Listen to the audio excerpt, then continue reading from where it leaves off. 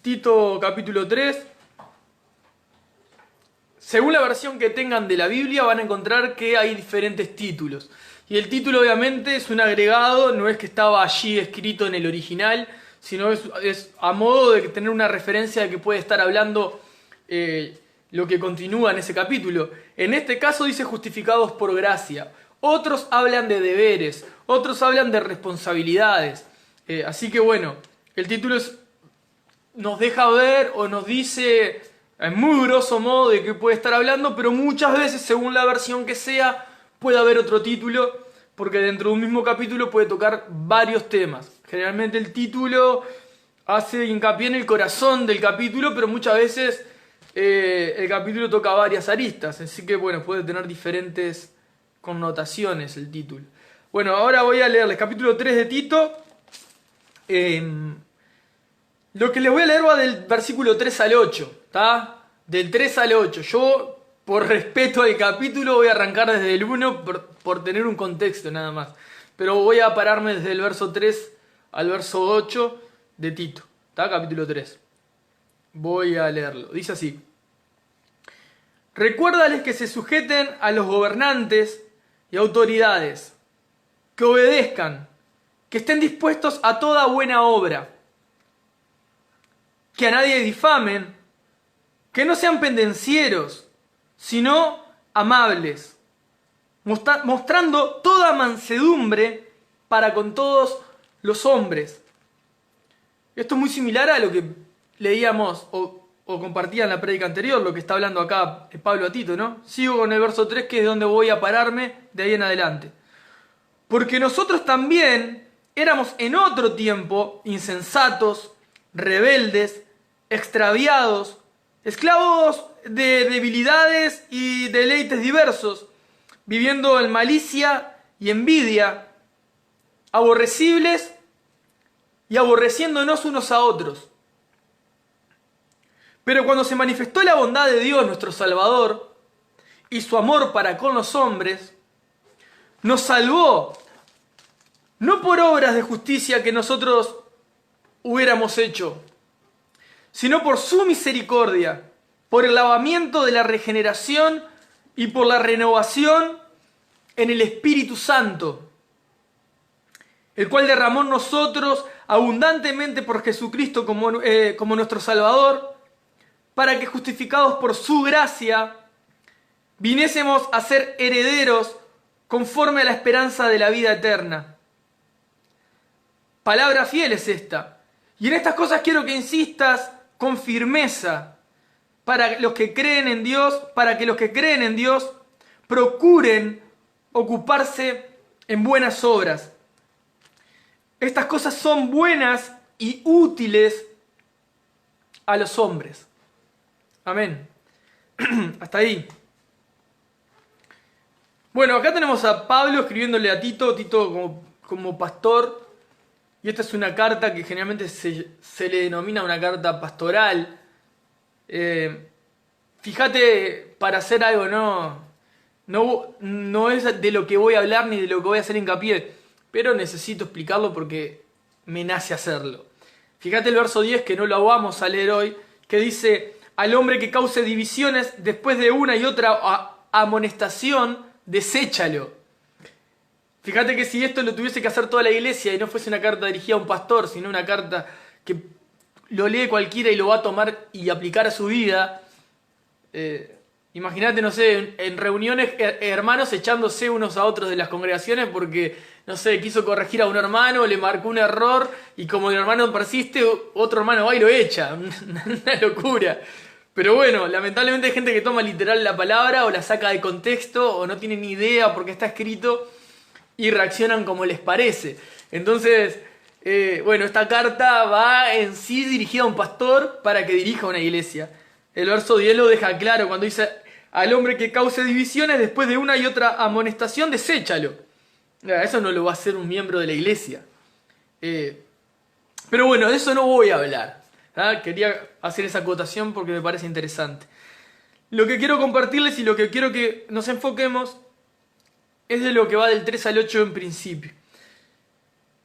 Dice: porque nosotros también Éramos en otro tiempo insensatos, rebeldes, extraviados, esclavos de debilidades y deleites diversos, viviendo en malicia y envidia, aborrecibles y aborreciéndonos unos a otros. O sea, odiosos y odiando unos a otros, odiándose unos a otros. Ahí yo quiero que vean cómo Pablo le escribe a Tito recordándole a él, para que él le recuerde a la iglesia, quiénes éramos sin Dios, cómo vivíamos sin Cristo en nuestra vida. Fíjate que él da una lista, no muy extensa, pero de diferentes características de aquellas personas que no viven una vida conforme a la palabra de Dios, como vos y yo estuvimos en algún tiempo. Habla de insensatos, de rebeldes, de extraviados, de personas que estaban esclavas en debilidades y en diversos deleites, viviendo en malicias y envidias, aborrecibles, personas odiosas, insoportables, que no son nada agradables de tratar, aborreciéndonos unos a otros, odiándonos unos a otros, destratándonos unos a otros. Y Pablo, ¿qué está haciendo con Tito? El título nuestro dice justificados por gracia. Pablo le va a mostrar a Tito en estos pocos versos, y esta carta hoy nos está mostrando a nosotros en estos versos, lo que Dios hizo por nosotros. En sí, de manera muy resumida, lo que está presentando es el plan de Dios para con el hombre, y lo que está presentando en sí es el Evangelio, las buenas nuevas. Pero Pablo lo presenta de una manera que va a hacer hincapié obviamente en la justificación por gracia.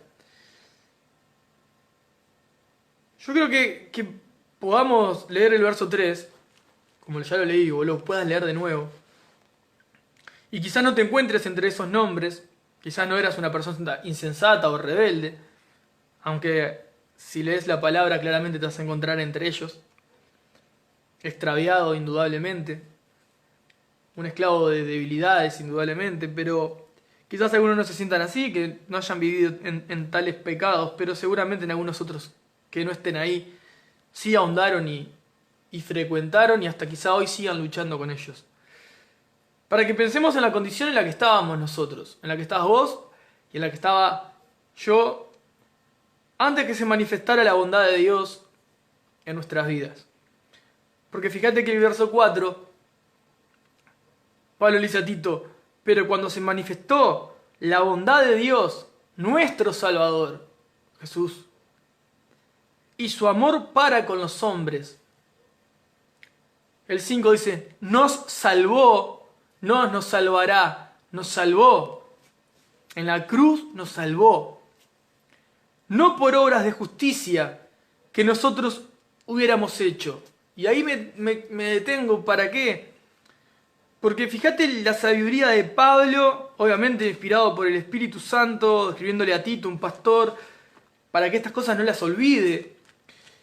Como lo primero que hizo fue colocar indirectamente la ley, presentando ¿qué? Nuestra condición de pecadores, extraviados, rebeldes, vivíamos en debilidades, en diversos deleites, viviendo en malicia, en envidia, colocando nuestra vida humana. La ley de una manera de diagnóstico nos diagnostica que somos pecadores frente a Dios. Entonces, Pablo nos hace recordar la posición en la que el hombre estaba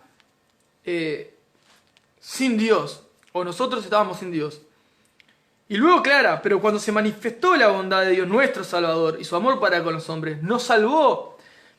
No por obras de justicia que nosotros hubiéramos hecho. No nos salvó porque yo hice algo para merecerlo, o porque yo tengo la capacidad de poder llevar a cabo ciertas obras que hagan calificarme a mí heredero del cielo, heredero de la salvación,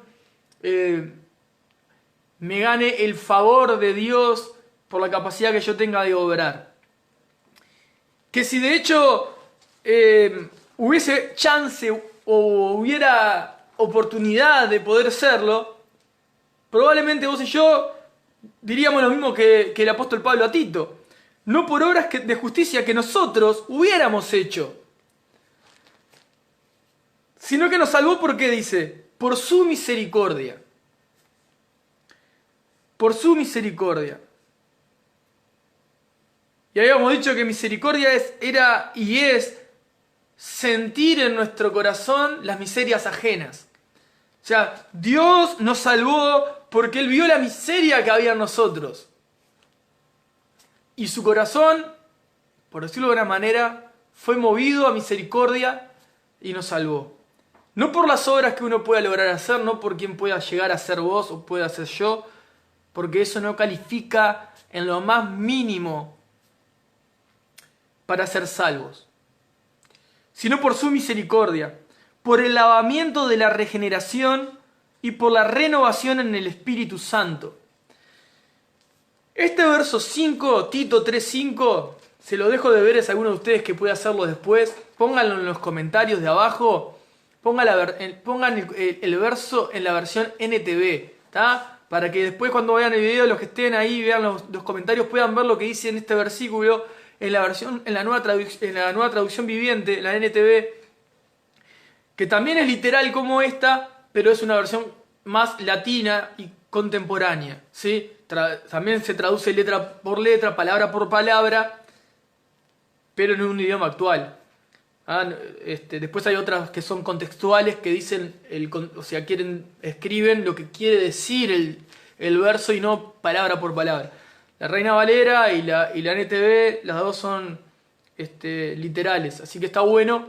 Me gustaría que lo lean porque les va a ampliar el conocimiento de lo que Pablo le quiso decir a Tito allí. Igual yo se los voy a explicar, pero me gustaría que lo lean ahí. Dice que sino por su misericordia, por el lavamiento de la regeneración y por la renovación en el Espíritu Santo. Fue por la misericordia de Dios, el lavamiento de la regeneración es que fuimos purificados. Purificados. Podemos recordar diferentes pasajes, de repente en Primera de Juan, si no me equivoco, claramente dice que la sangre de nuestro Señor Jesucristo nos limpia de todo pecado. Nos lavó, nos limpió, somos purificados a través del sacrificio de Cristo en la cruz. Son los méritos de Cristo los que han permitido que vos y yo hoy seamos hijos de Dios. El lavamiento de la regeneración y por la renovación en el Espíritu Santo. O sea, hemos alcanzado una nueva vida por la renovación en el Espíritu Santo, por el poder del Espíritu Santo en nosotros, el cual se derramó, verso 6, en nosotros abundantemente por Jesucristo nuestro Salvador. Fíjense cómo está resumiendo enormemente no solamente el Evangelio, sino lo que sigue luego del Evangelio, no solamente el sacrificio de Cristo en la cruz y la salvación que alcanzamos por su sacrificio y resurrección, sino que también lo que hace énfasis es que no nos dejó huérfanos, sino que nos dejó el Espíritu Santo. ¿Cómo nos dejó el Espíritu Santo con nosotros? ¿A través de quién? De nuestro Señor Jesucristo. Derramó el Espíritu Santo en nosotros abundantemente por Jesucristo nuestro Salvador. ¿Con cuál fin? ¿Por qué Él nos salvó? ¿Cuál es el fin de todo esto? ¿Por qué nos hace tener una nueva vida? ¿Nos salva? ¿O de qué manera lo hace? ¿O qué logra con esto? ¿Cómo alcanzamos esta salvación? Mejor dicho. El 7 dice, para que justificados por su gracia. Por eso el título tiene justificados por gracia. Justificados por su gracia. ¿Qué está diciendo allí? Justificados por su gracia es declarados inocentes de manera inmerecida. O sea, no lo merecemos. Por gracia es favor inmerecido. Fue un favor inmerecido. Sos declarado y soy declarado yo inocente, justo, sin culpa, libre, sin cargos, por el favor inmerecido de Dios. Cristo pagó por nosotros. Justificados por gracia. Para que justificados por su gracia viniésemos a ser herederos conforme a la esperanza de la vida eterna. O sea, Jesucristo nos salvó, no nos salvará, nos salvó de manera que hoy, a través de su muerte y resurrección, Él nos declara justos, o el Padre nos declara justos a través del sacrificio de Cristo, porque Cristo llevó por nosotros nuestras culpas, pagó por nuestras culpas, pagó por nuestros pecados. Él sufrió el castigo que tenías que sufrir vos y que tendría que sufrir yo. ¿Ah? Esto es muy importante que lo podamos entender, porque de esta manera entendemos que hoy venimos a ser herederos conforme a la esperanza de la vida eterna. Otra versión dice que somos herederos de la seguridad, o sea, nos dio la seguridad de la salvación. ¿Por qué nos da una seguridad de salvación? ¿Por qué estoy seguro de mi salvación? Porque desde que lo comencé a leer hasta ahora, yo no entré en ninguna parte. No hay mérito ninguno en mí. No hay absolutamente ningún mérito de mi parte para alcanzar la salvación. Es pura y exclusivamente gracia de Dios a través de nuestro Señor Jesucristo.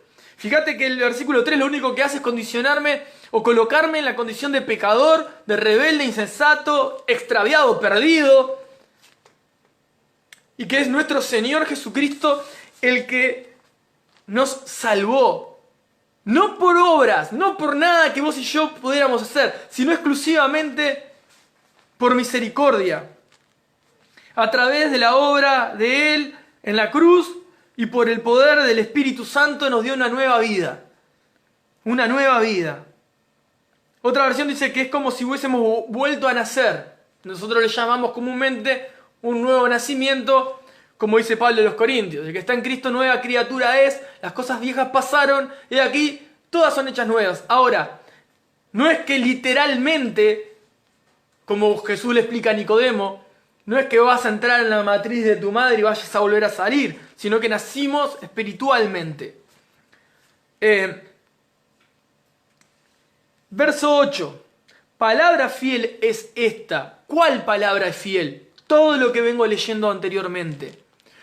Es importante entender que lo que te estoy diciendo es fiel, no es infiel, no es una salvación a medias, no es una media obra redentora, no es una salvación con tiempo limitado, no es una salvación con condiciones, no es una salvación que dependa de vos y dependa de mí.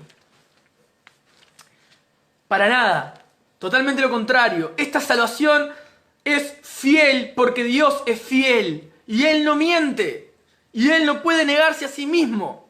Entonces esta salvación es fiel. Esta obra redentora es fiel. Nuestro Señor Jesucristo es fiel. El Espíritu Santo es fiel. El Padre es fiel. Y vos y yo somos infieles. Constantemente infieles. Palabra fiel es esta. Todo lo que te vengo diciendo es fiel.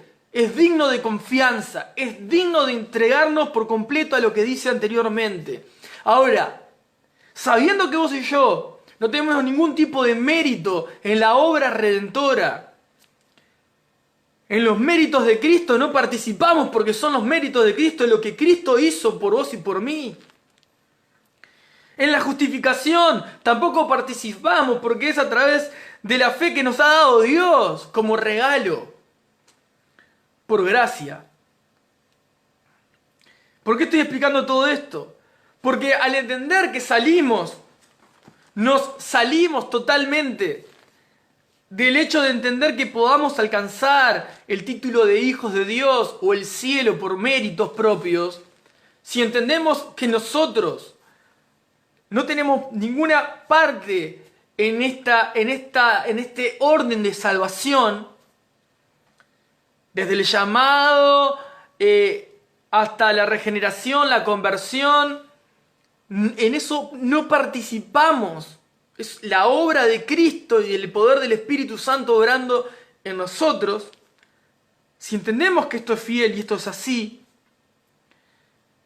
Pablo le dice a Tito, palabra fiel es esta, y en estas cosas quiero que insistas con firmeza. Quiero que te mantengas firme en esto. ¿Para qué? Para que los que creen en Dios procuren ocuparse en buenas obras. Estas cosas son buenas y útiles a los hombres. Otra versión dice para todos. Fíjate qué interesante. Porque Pablo le recuerda el Evangelio a Tito. Le recuerda lo que Cristo hizo por nosotros. Le recuerda que no hay participación alguna del hombre para ganarse el favor de Dios. Coloca el Evangelio y luego, como resultado, exhorta a Tito que recuerde a los que creen en Dios que se ocupen en buenas obras. Qué interesante, porque estas buenas obras obviamente son útiles y son buenas para todos nosotros. Ni siquiera dice que son buenas obras que sean buenas y útiles para Dios.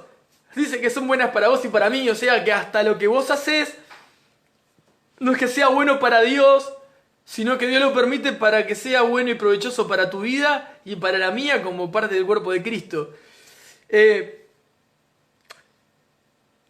Yo lo que quiero mostrarles en este texto, que es lo que está diciendo, es que el Evangelio va primero y lo que sigue después del Evangelio son las órdenes o los deberes a los que debemos responder. Se los voy a poner con un ejemplo, una ilustración de repente, más sencilla, para los que puedan conocer poco de la palabra. Lo que está hablando Pablo y lo que está explicando Pablo sería algo similar a esto. Vos y yo, ninguno de los dos, decidimos nacer. Vos no decidiste nacer, yo no decidí nacer. En eso estamos de acuerdo. Nuestros padres nos trajeron al mundo, sea que naciste y te amaron o no te amaron, Dios permitió que llegaras al mundo y eso no fue tu decisión, ni tampoco fue la mía. Ahora, vamos a suponer cualquiera de nosotros que nacimos, o ponemos un ejemplo de un X bebé que nace en una X familia, nace en un núcleo familiar, si se mantuviese lo tradicional y lo que sería correcto, nace en un núcleo familiar y enseguida el niño comience a crecer, se va a dar cuenta de que como niño tiene responsabilidades, tiene deberes que llevar adelante. Por ejemplo, por decirlo de una manera, ya como niños,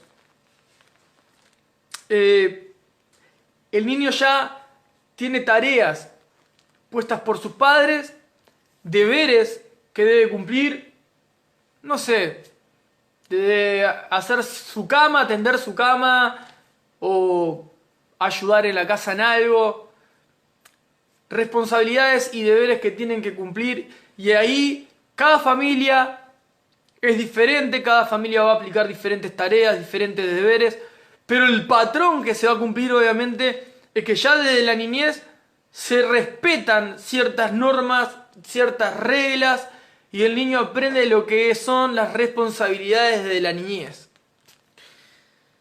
O así debería de ser. Luego, el niño crece, vamos a suponer que está en una etapa preadolescente, y vamos a encontrar que ese niño forma parte de una familia que no decidió llegar a esa familia, pero está dentro de esa casa, se ajusta a las normas de ese hogar y responde a los deberes que le corresponde por ser parte de ese hogar.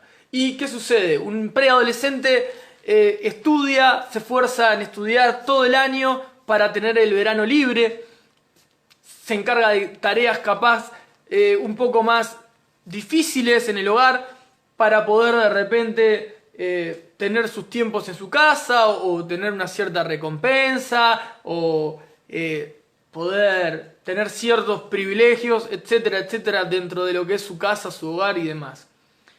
Pero cumple ciertas normas, ciertos deberes. Ya cuando es un adolescente, también va a tratar de estudiar todo el año para poder tener el verano libre, va a responder a otro tipo de deberes y tareas en el hogar, se va a ocupar de otras cosas aún un poco más complejas. Cuando llega a la etapa de adulto, va a empezar a trabajar y va a trabajar y va a tener que trabajar todo un mes para obtener su sueldo, y ese sueldo quizá pueda aportar o no en su hogar según las normas que se manejen en su casa. Pero también tuvo que mantener un orden y cumplir con un deber para poder alcanzar ese sueldo a fin de mes.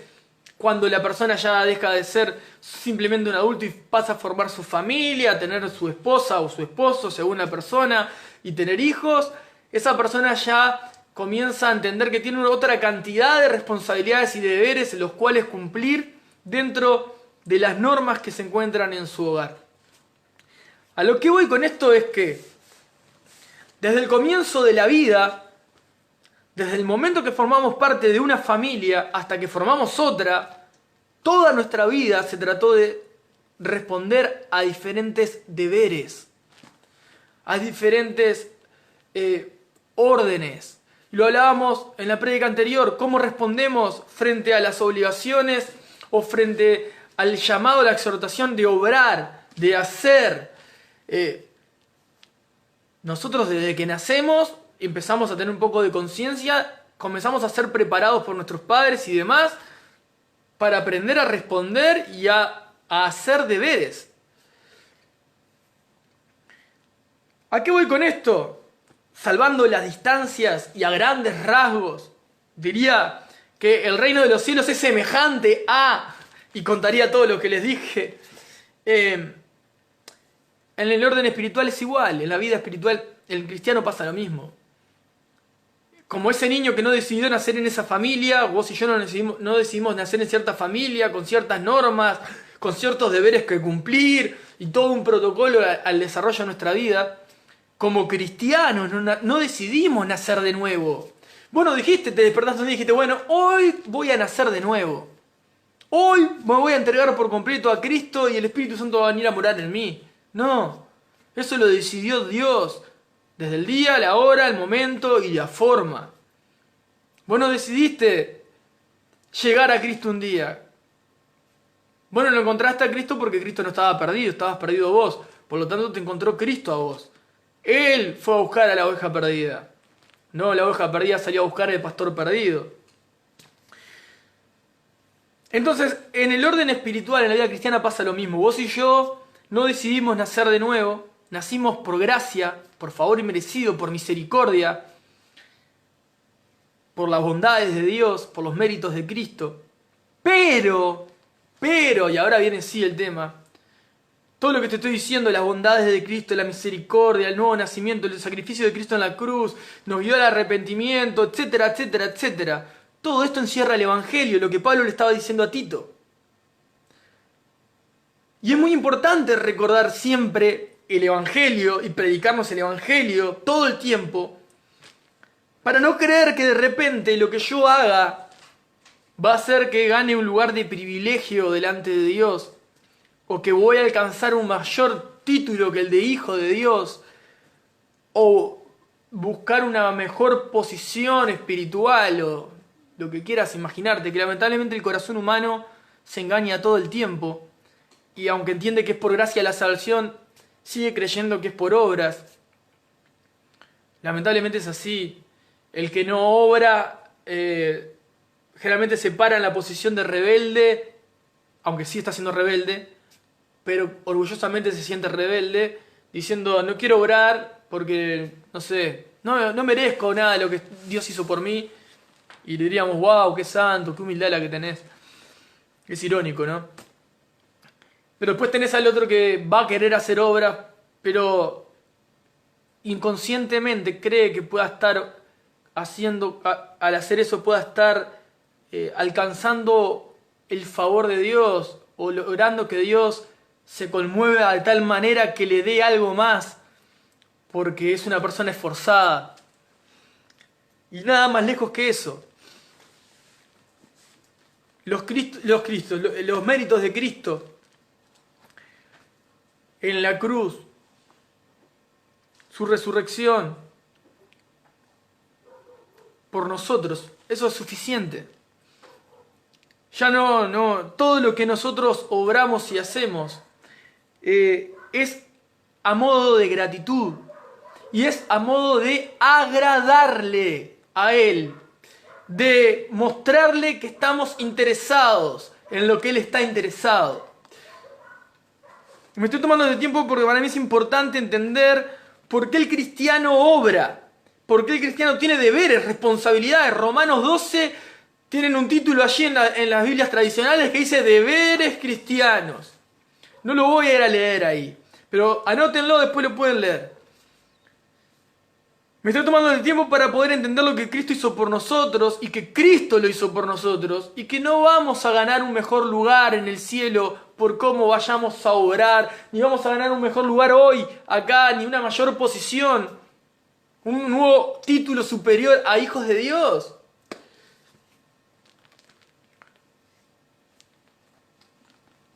Ahora,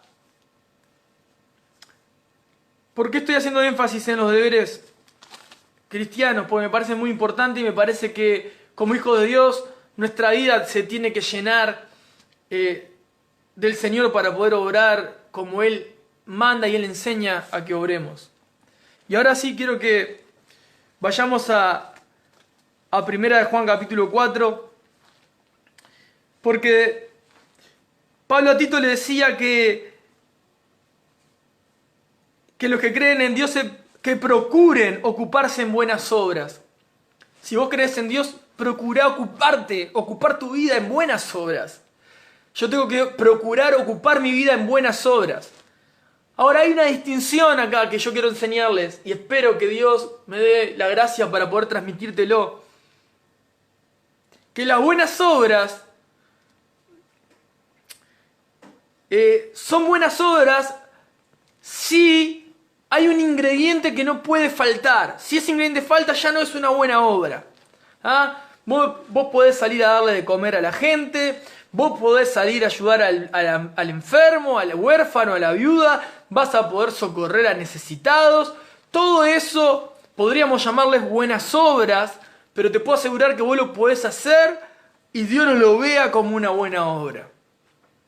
Las buenas obras llevan un ingrediente y es fundamental, y está en el capítulo 4 de 1 de Juan, y es lo que quiero que podamos leer, ¿sí?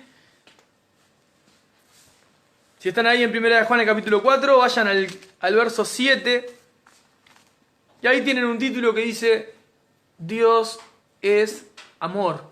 Dios es amor. Y lo voy a leer hasta el verso 13. Dice, amados, amémonos unos a otros, porque el amor es de Dios. Todo aquel que ama es nacido de Dios y conoce a Dios. El que no ama no ha conocido a Dios, porque Dios es amor. En esto se mostró el amor de Dios para con nosotros, en que Dios envió a su Hijo unigénito al mundo para que vivamos por Él. En esto consiste el amor, no en que nosotros hayamos amado a Dios, sino en que Él nos amó a nosotros y envió a su Hijo en propiciación por nuestros pecados. Amados, si Dios nos ha amado así, debemos también nosotros amarnos unos a otros. Nadie ha visto jamás a Dios. Si nos amamos unos a otros, Dios permanece en nosotros y su amor se ha perfeccionado en nosotros. En esto conocemos que permanecemos en Él y Él en nosotros, en que nos ha dado de su Espíritu. Hasta ahí. Bueno, esto es el apóstol Juan escribiendo estas palabras, ¿verdad? Y hablando sobre Dios, que Dios es amor y sobre el amor de Dios. ¿Cuál es el ingrediente para que califique como una buena obra? El amor. No importa las caridades que hagas, no importa las obras de caridad, no importa la obra que hagas social, no califica como una buena obra si no lleva amor.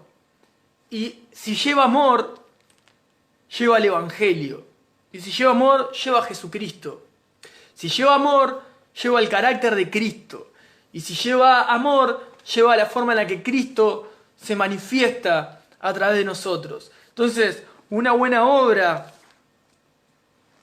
o las buenas obras que el Señor nos llama a ocupar nuestra vida y procurar ocupar nuestra vida, no son obras las cuales nosotros podamos ganar puntos, vuelvo a repetir lo mismo, escalar peldaños, alcanzar posiciones, alcanzar reputación, reconocimiento. Todo eso es una basura. Todo eso es una basura. Todo eso fuera de Cristo es una basura, no sirve para nada. Eso se queda todo acá. Nosotros lo hacemos porque amamos a Dios. Porque entendemos lo que Pablo le decía a Tito. Recuerden estas palabras, fiel es esta palabra. Todo lo que les vengo hablando, el Evangelio es fiel. Lo que hizo Cristo por nosotros es más que suficiente para que tu vida y mi vida sea una vida de agradecimiento a Dios, de amor a Dios. Al punto de que Juan lo describe lo mismo que Pablo a Tito. Juan lo describe en estos versículos. Yo quiero leerles de nuevo el versículo 4. Perdón, el capítulo 4, el verso 10 de 1 Juan. Dice, en esto consiste el amor. Miren en qué consiste el amor. No en que nosotros hayamos amado a Dios, sino que en que Él nos amó a nosotros y envió a su Hijo en propiciación por nuestros pecados. Fíjense en el 9, el anterior. En esto se mostró el amor de Dios para con nosotros, en que Dios envió a su Hijo unigénito al mundo para que vivamos por Él. ¿Qué te está mostrando ahí en esos dos versos, en el 9 y el 10? El Evangelio. No se trató de vos, no se trata de mí. Se trata de lo que Cristo hizo por vos y por mí. Por consecuencia, como resultado de haber entendido de que vos ni vos ni yo, por lo bueno que podamos parecer, por lo sociable que podamos ser, por lo bonito que podamos tratar a las personas, por el buen corazón que mostremos a los demás, por el amor de un corazón humano que podamos mostrar con los otros, no me va a calificar el cielo ni te va a calificar el cielo. ¿Ah? Llegamos al cielo por solamente y únicamente la fe puesta en Jesucristo, por los méritos de Cristo en la cruz. Únicamente por los méritos hechos de Cristo en la cruz, ni por vos, ni por mí, ni por nadie más que por Cristo. Ahora, todo lo que yo haga en mi vida cristiana es el resultado en agradecimiento por lo que Dios hizo por mí, por la salvación inmerecida que he alcanzado por las obras de Cristo. Mirá, el verso 10 dice que no es nosotros amando a Dios, sino que Él nos amó a nosotros. Pablo se lo vuelve a decir a los efesios que Dios nos amó aún cuando estábamos muertos, nos salvó, aún cuando estábamos muertos en delitos y pecados. Aún muertos. Aún si que vos ni yo teníamos la decisión de querer nacer de nuevo. Ni vos ni yo teníamos la decisión de nacer de nuevo. Él nos amó y nos salvó. Ahora, envió a su Hijo en propiciación por nuestros pecados. Estábamos nosotros por un lado y el otro lado el Padre. Nosotros siendo pecadores no calificamos para estar delante de Dios. Y la paga de nuestros pecados es la muerte, es la condenación, es la santa ira de Dios sobre nuestras vidas, es el juicio, es el castigo por nuestros pecados. ¿Qué hizo Cristo? Se puso entre medio de vos y de mí y del Padre. Cristo se puso en el medio. Fue la propiciación. Y la ira santa del Padre, la justicia de Dios, vino sobre Él, cayó sobre Él siendo Él inocente, sin pecado, Él asumió toda la culpa, recibió por la culpa que era nuestra, tu culpa y la mía, fue a la cruz de Cristo y ahí pagó por todos nuestros pecados, por todos, por los de ayer, por los de hoy y por los de mañana. Y Dios, a través de la cruz de Cristo, nos hizo libres. Ahora, después que entendemos esto y que entendimos que nacimos de nuevo, inmerecidamente, no es que seamos mejores, por favor. Veo una cantidad de cristianos o gente que recién comienza en el camino o personas que han dejado de seguir a Cristo, o sea, nunca lo siguieron, que creen que el cristiano es la persona perfecta que no se equivoca. Nada más lejos de entender que el cristiano es alguien perfecto que no se equivoca. El cristiano no tiene nada que ver con una persona perfecta. El perfecto es Cristo. Nosotros somos imperfectos. Reconocemos que seguimos siendo imperfectos. Y nos gozamos de saber que hay alguien perfecto que hizo lo que yo no podía hacer. Y ese es Cristo en la cruz.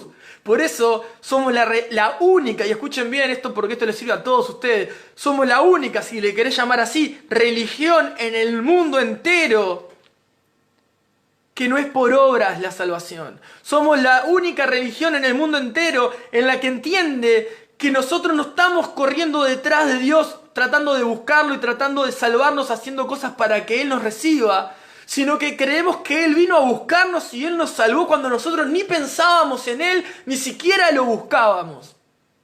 Esto no se trata de tu vida y mi vida buscando a Dios para llegar al cielo. Esto se trata de un Dios que descendió del cielo a buscar a los suyos.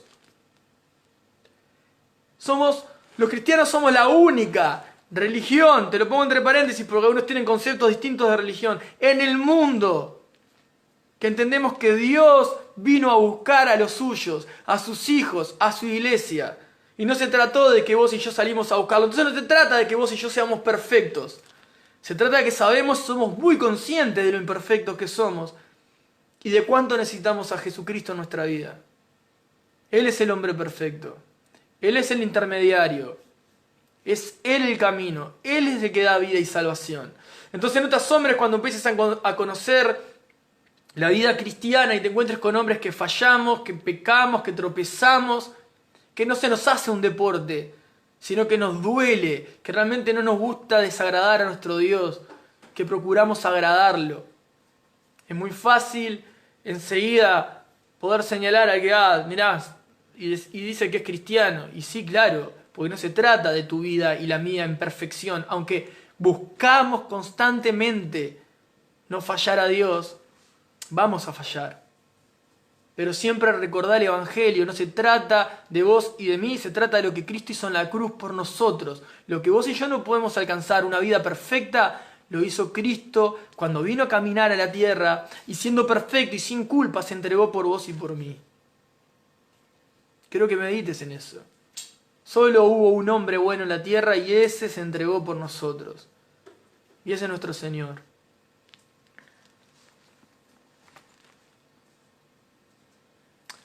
El verso 11 de 1 de Juan. Amados, si Dios nos ha amado así, ¿tá? Y ahí piensan en el Evangelio, en el sacrificio de Cristo por nosotros, en todo lo que sufrió, no físicamente, porque eso es una cuota extra. Él tuvo que sufrir, ser abandonado por el Padre y que la ira de Dios cayera sobre él, tu castigo y los de toda la iglesia antes de haber sido convertida. Cayó todo sobre Cristo en la cruz. Entonces, si nosotros entendemos el amor de Dios, por lo menos en un mínimo, no digo que lo entendamos a la perfección, amados, si Dios nos ha amado así, debemos,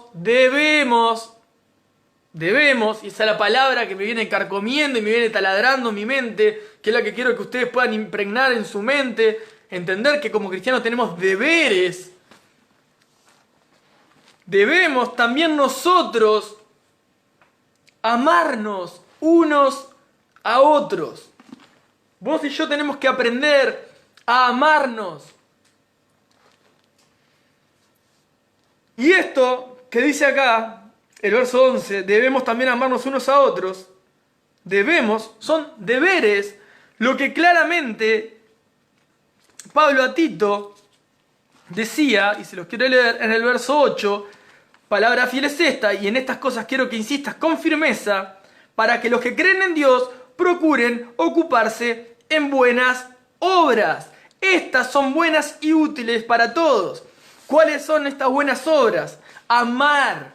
Todo lo que vos hagas es una buena obra delante de los ojos de Dios si lo estás haciendo con la intención indicada, amando. A mí algo que me resulta interesante, que quiero compartírselos, es que cada vez que Dios nos dice que tenemos que amarle, cada vez que vas a ver que Dios nos llama a amarlo, nos apunta a sus hijos. Él dice, bueno, vos me querés amar, bueno, amá al prójimo. Ahora en este caso dice, Dios es amor, bueno, si vos amás a Dios, amá a sus hijos. ¿Por qué a sus hijos? Porque primero el más próximo a vos y a mí son los hijos de Dios. El prójimo es el más próximo, ¿verdad? Y el más próximo que tenés es la familia de la fe. Entonces, me llama poderosamente la atención, me hizo meditar mucho de esto, que cada vez que Dios habla de que lo amemos, habla de que mostremos ese amor hacia Él reflejado en el amor hacia sus hijos. Entonces meditaba y encontré algo tan evidente y tan obvio, y obviamente salvando las distancias, quiero hacerles una ilustración de esto que está diciendo,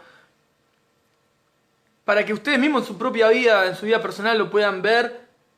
Quizás algunos lo van a poder ver de primera mano, otros lo van a poder ver reflejado en otros contextos. Pero fíjense, yo les voy a hacer un par de ejemplos que venía pensando. Piensen en un padre que haya quedado viudo y que tenga 3, 4 hijos. ¿Está? Y ese hombre que tiene esos hijos, llama a esos hijos,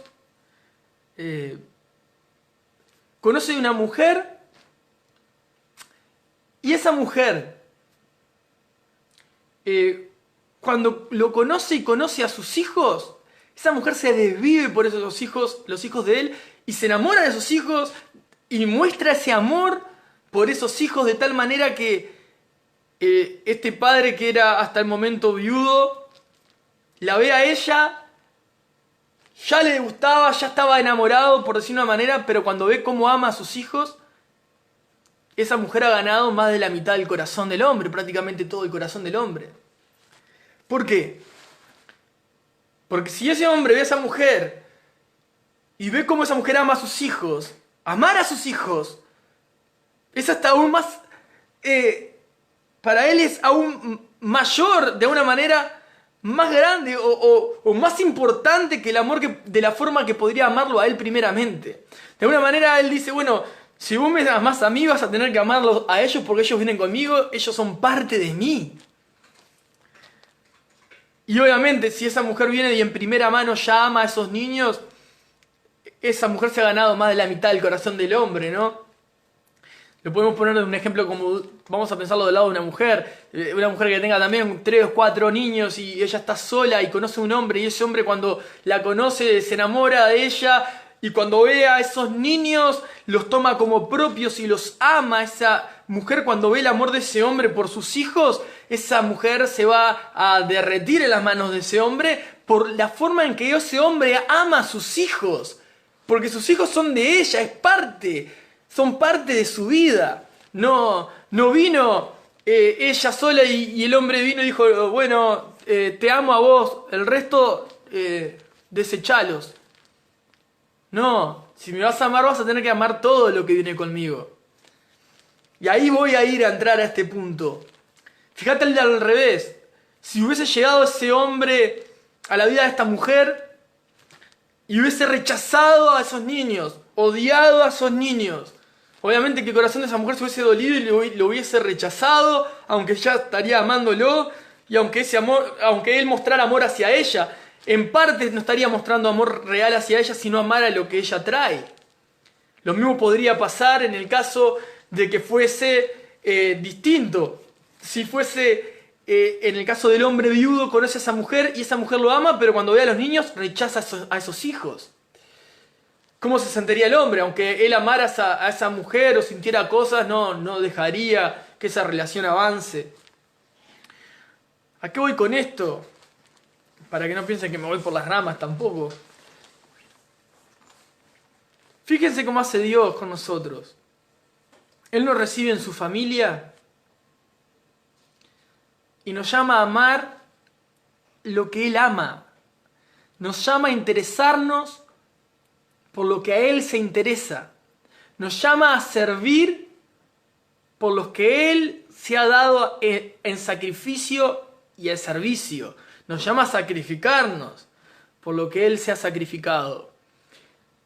Dios, de alguna manera, salvando las distancias, y esto lo digo siempre, obviamente, con mucho respeto a la palabra de Dios, son ilustraciones para poder entender en mayor profundidad lo que están diciendo estos pasajes.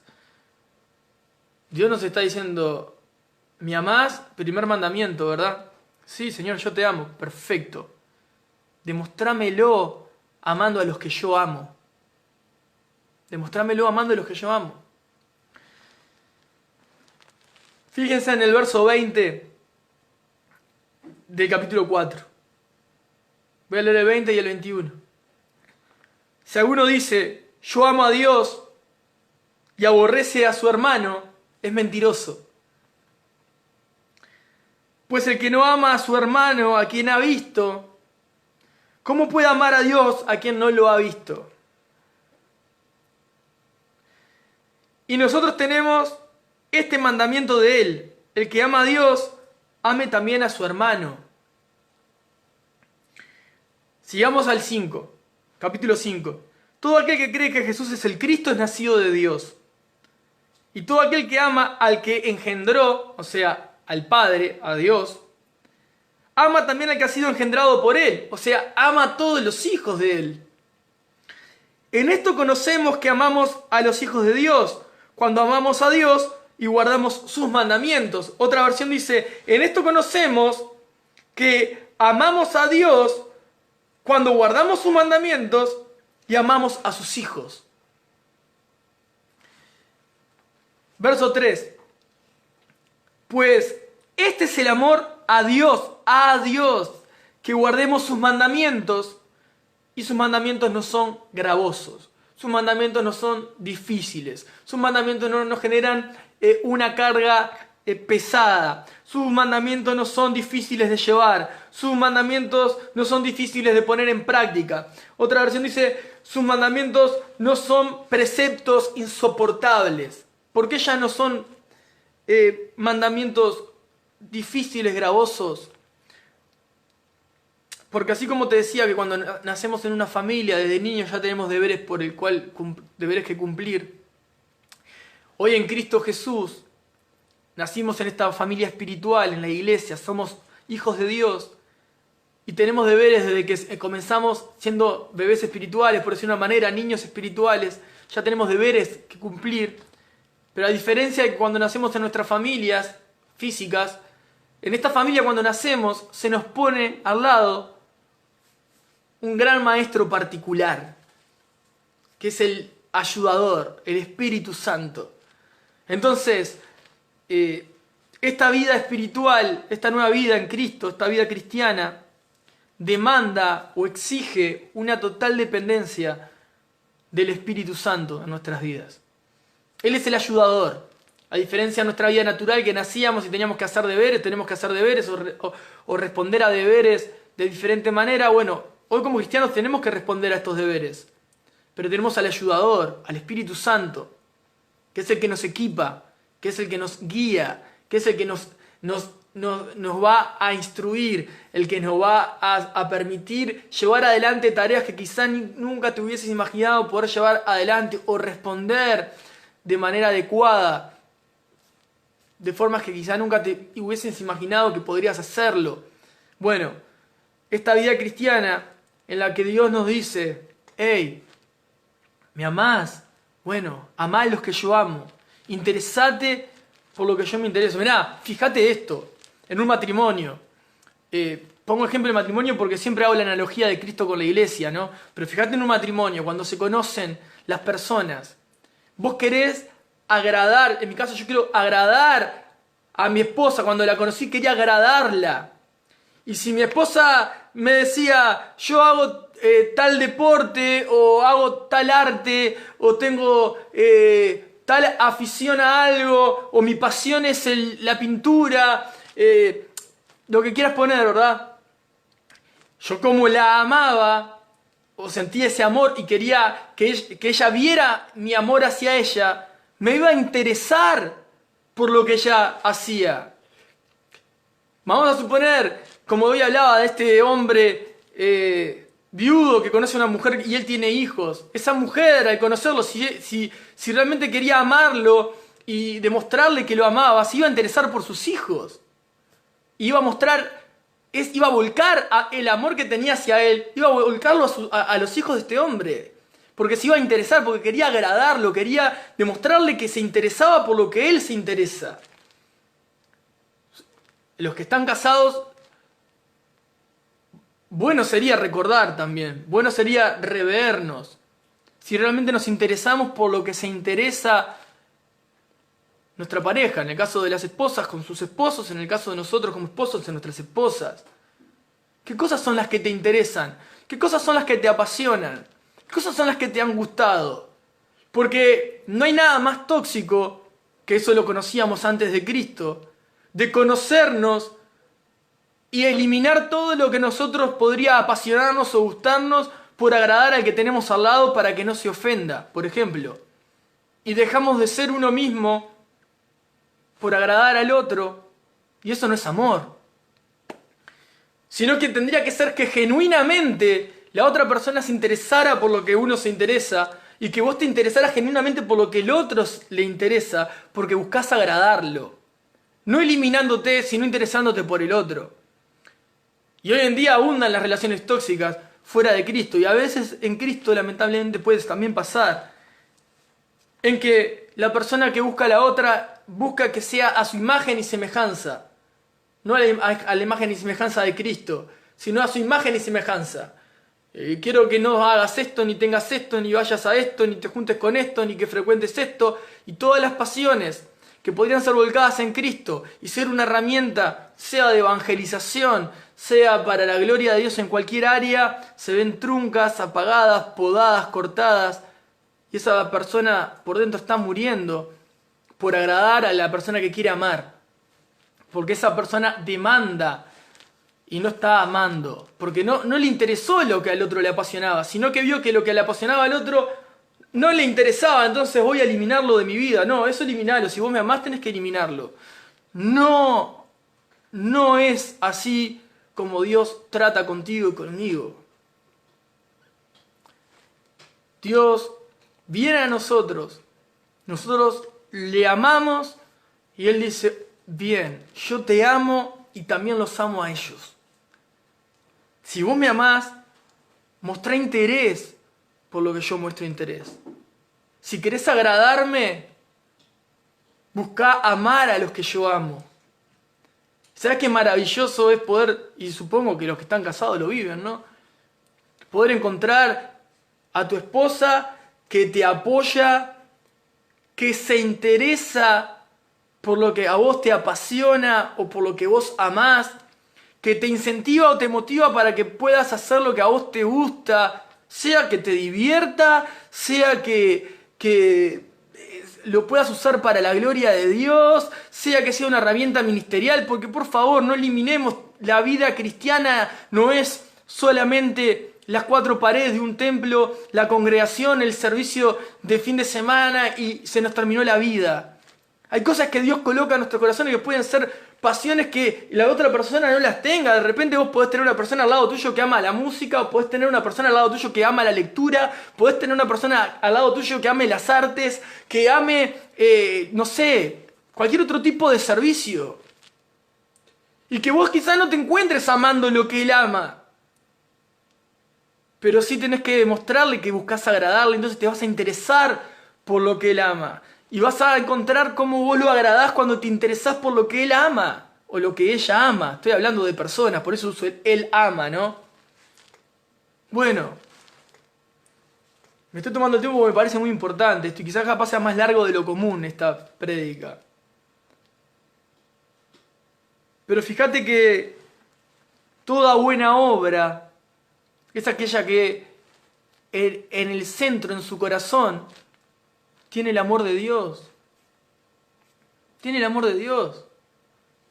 Yo no llego a Cristo y empiezo con pretensiones. Señor, yo te amo, pero sacá a este hermano mío de acá, no quiero ver a este otro hermano, no me interesa a este otro. Si vos querés que yo te sirva, te voy a servir en estas condiciones. Si no, no te sirvo. Y probablemente Dios nos diga, no servís. Lamentablemente.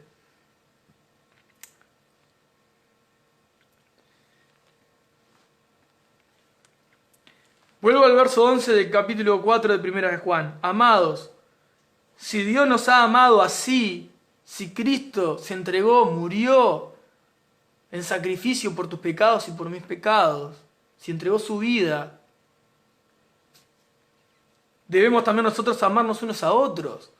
¿Qué te está diciendo? Entender el valor que hay en tu hermano. Por el simple hecho de ser a imagen y semejanza de Dios, hay que respetarnos. Pero también Dios nos llama a amarnos, a servirnos. Buenas obras, con amor genuino, sin fingimiento, sin hipocresía. Todas las obras que vos puedas hacer son buenas si realmente hay amor de Dios en tu corazón. Si no, no hagas. Orá para que Dios ponga ese amor en tu corazón. Cuando des ese paso vas a ver la gran diferencia en cuando haces algo amando al que tenés adelante, a cuando lo haces por obligación, o lo haces para llenar el ojo, o lo haces para agradar a otros y no a Dios primeramente. ¿Querés agradar a Dios? Amá lo que Él ama. ¿Querés agradar a Dios? Interesate por lo que Él se interesa. Y creo que es una linda analogía lo del matrimonio, porque también hace ver cómo estamos como familias. Si verdaderamente estamos interesándonos por lo que el otro se interesa, si estamos amando al otro, el otro se va a sentir amado cuando vea que nosotros nos interesamos por su vida. Porque su vida no soy yo únicamente.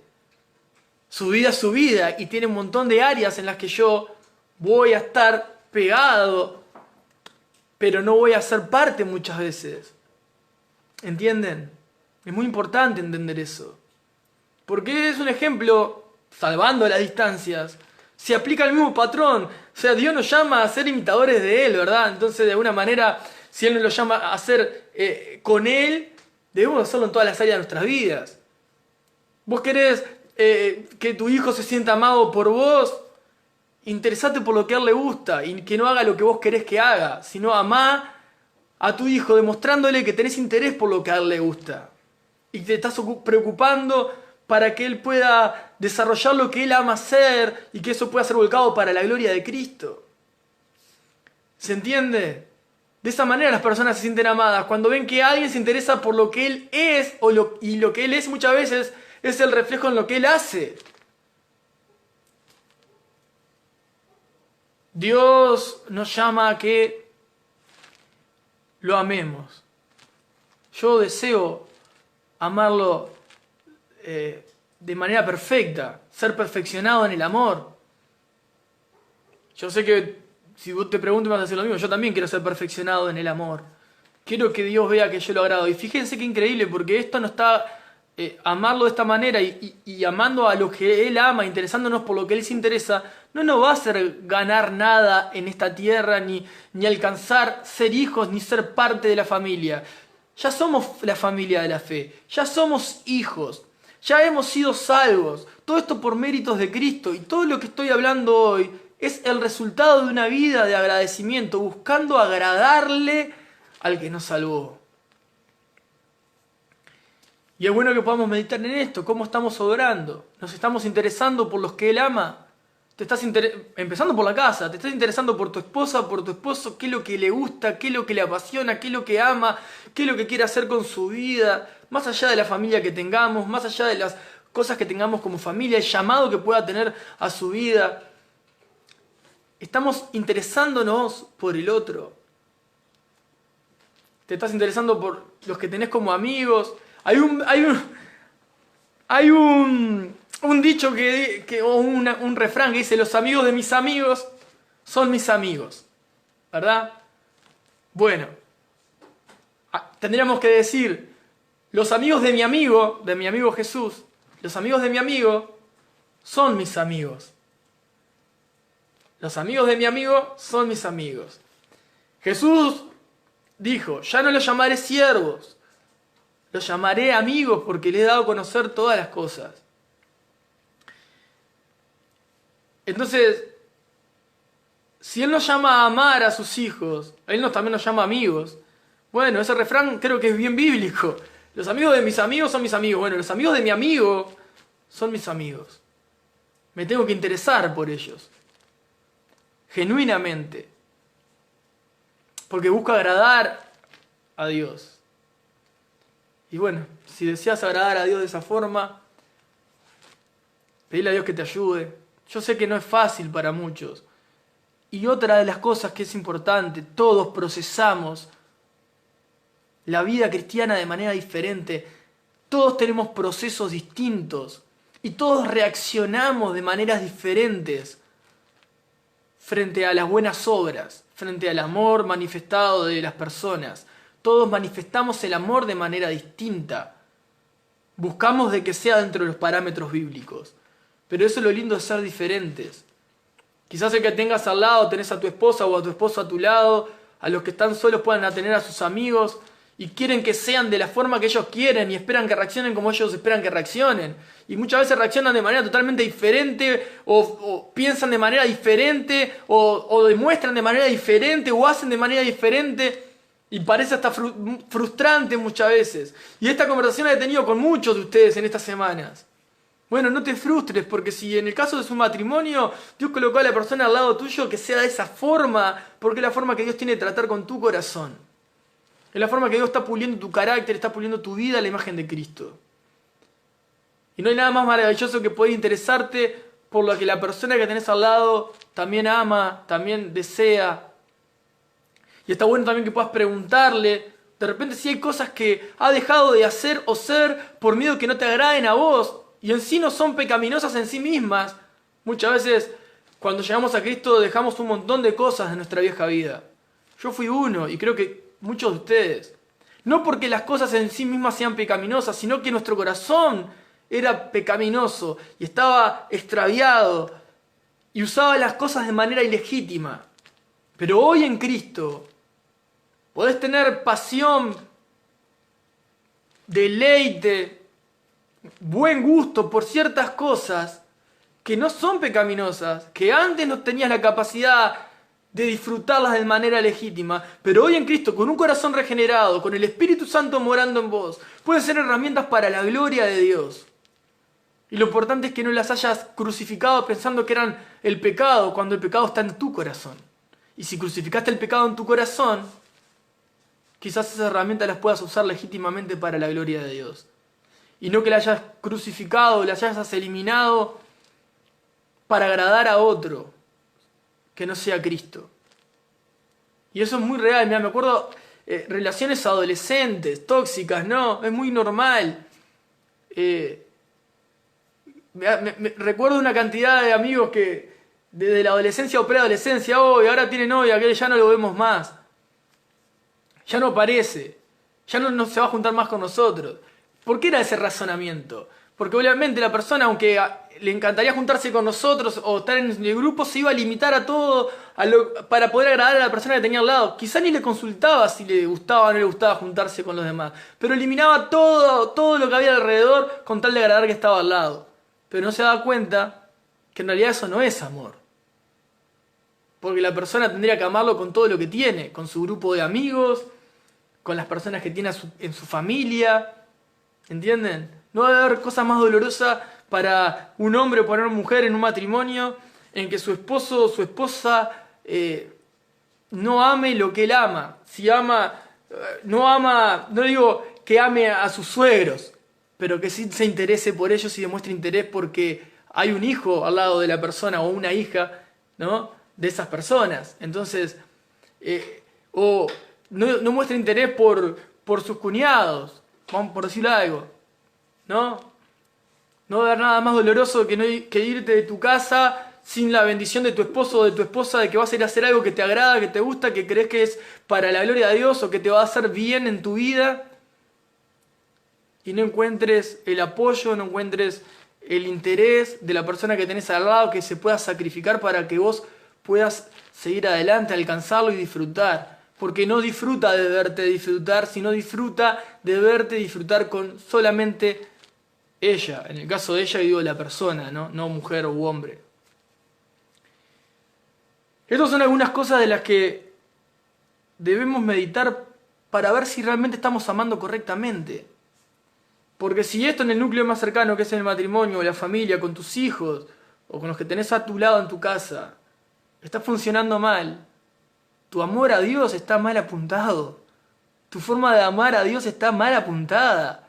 Y prestale mucha atención, porque quizás tus buenas obras no están calificando como buenas obras.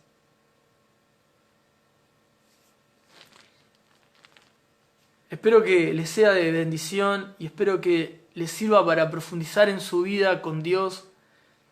Que entendamos que los deberes cristianos no son para ganar lugar, sino son las muestras de agradecimiento por los méritos de Cristo en la cruz.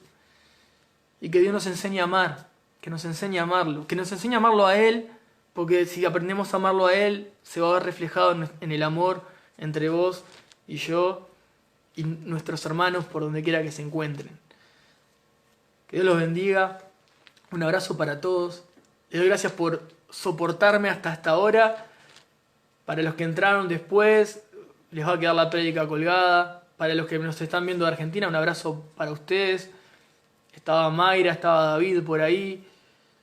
La verdad estoy agradecido por su compañía del otro lado, por el aguante que tienen. Y bueno, espero que les sea de bendición y que podamos seguir creciendo juntos. Les mando un abrazo. Bendiciones para todos.